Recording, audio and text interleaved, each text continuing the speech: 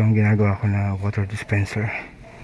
So meron siyang compressor, yan maliit, siya yung nagpapalamig. So meron kasi mga bagong modelo ngayon na hindi na siya compressor, electronics lang yung nagpapalamig. So ito compressor pa. So ang problem niya, hindi gumagana yung kanyang hot at saka yung cold. Yan. Then hindi rin daw gumagana yung kanyang water pump. Then meron ng technician na tumingin, galing pa itong Las Piñas. So motherboard na ron sira ito, hindi na kayang gawin, kaya bibili na sana silang bago. Pero sabi ko sa kanila baka makaya akong magawa. So dito ito sa SS14 Lancaster.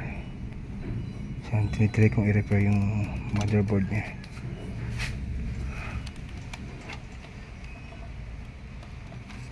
So hinihintay ko lang na ibinit sa akin pang hinang.